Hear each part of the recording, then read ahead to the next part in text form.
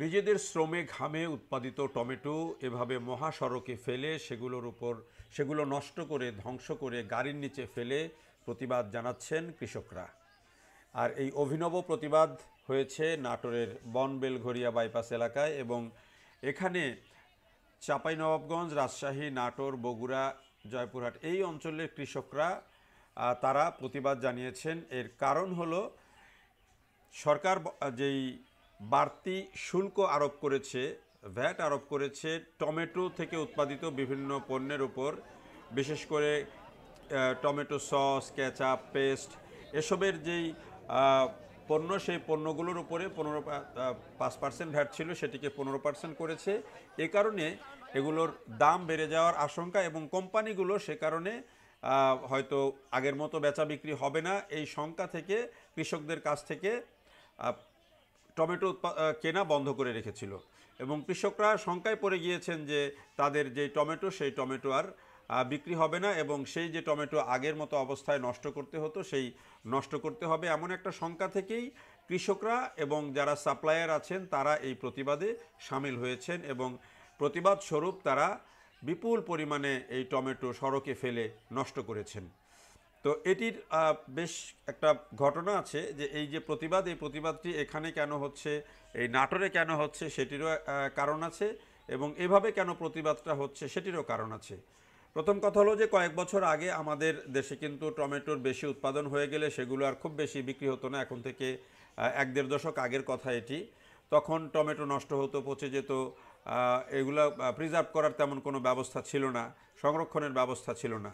তবে গত 10-15 বছরে পরিস্থিতি অনেক পরিবর্তন হয়েছে, কারণ কয়েকটি এগ্রো কোম্পানি তারা কৃষকদের কাছ থেকে এই টমেটো কিনতে শুরু করে, এবং এই কিনতে শুরু করার কারণে টমেটোর দাম কিন্তু একটা পর্যায়ে আসে।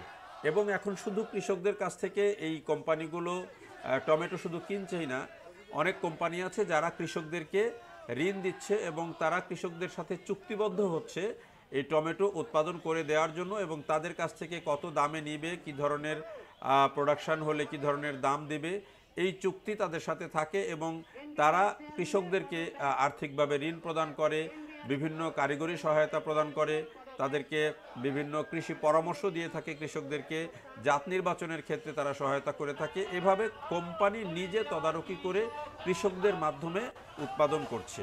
তেমন একটি কোম্পানি হচ্ছে প্রাণ কোম্পানি, এবং আপনারা জানেন যে প্রাণ নাটোরে একটা কারখানা আছে তাদের, এবং এই প্রাণ কোম্পানি কিন্তু এই যে নাটোরের চারিদিকের যে জেলাগুলো, সেখান থেকে কিন্তু বিপুল পরিমাণে টমেটো তারা এভাবে সংগ্রহ করে, এবং এই চুক্তিভিত্তিক উৎপাদন তারা করে থাকে কৃষকদের মাধ্যমে।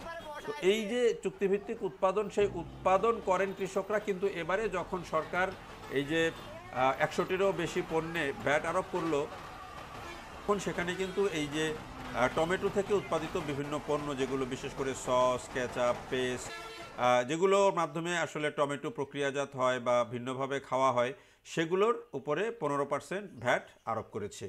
এতে কোম্পানিগুলোর সংখ্যা, যে আগে যে পরিমাণে এই টমেটো সস বা কেচাপ এগুলো বিক্রি হতো, সেগুলো এখন আর ওই পরিমাণে বিক্রি হবে না, কোম্পানির বিক্রি কমে যাবে, ফলে কোম্পানি আগের মতো আর প্রোডাকশন করতে পারবে না, এবং এ কারণে কৃষকরাও আর আগের মতো দাম পাবেন না, যেহেতু কোম্পানি কেনা কমিয়ে দেবে। এই শঙ্কা থেকেই কিন্তু কৃষকরা এই প্রতিবাদে এসেছেন। যদিও এখানে একটি বিষয় আছে যে কোম্পানিগুলোও কিন্তু এই কৃষকদেরকে উদ্বুদ্ধ করেছে এই প্রতিবাদটিতে আসার জন্য, যাতে করে সরকার একটা ভিন্ন সিদ্ধান্ত নেয়, যাতে করে এই বাড়তি ভ্যাট প্রত্যাহার করে। এজন্য কৃষকদেরকে কিন্তু এই আন্দোলনে উদ্বুদ্ধ করেছে কোম্পানিগুলো। যেহেতু কোম্পানি সরাসরি কৃষকদের দিয়ে উৎপাদন করছে এবং তাদের কাছ থেকে কিনছে, কৃষকরাও কিছুটা বাড়তি দাম পাচ্ছে, সেখানে অনেকের কর্মসংস্থান হচ্ছে।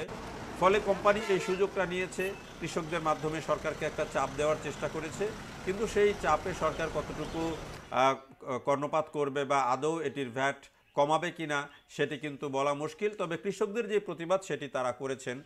আমরা বিভিন্ন সময় এরকম দেখি যে আসলে কৃষকরা যখন তাদের পণ্যের ন্যায্য দাম পান না, তখন তারা হাহুতাশ করেন, কিন্তু এই ধরনের প্রতিবাদ সবসময় করার সুযোগ পান না। তবে এখানে প্রতিবাদটি এসেছে মূলত যেহেতু এই বিপুল সংখ্যক কৃষক তারা কোম্পানির সাথে চুক্তিবদ্ধ হয়ে তারা উৎপাদন করেন এবং কোম্পানিকে সরাসরি তারা এই টমেটোগুলো বিক্রি করেন এবং এখানে কিন্তু অনেক সাপ্লায়ার আছে, ব্যবসায়ী আছে যারা সাপ্লাই দিয়ে থাকে, তারাও কিন্তু এই প্রতিবাদে সামিল হয়েছে।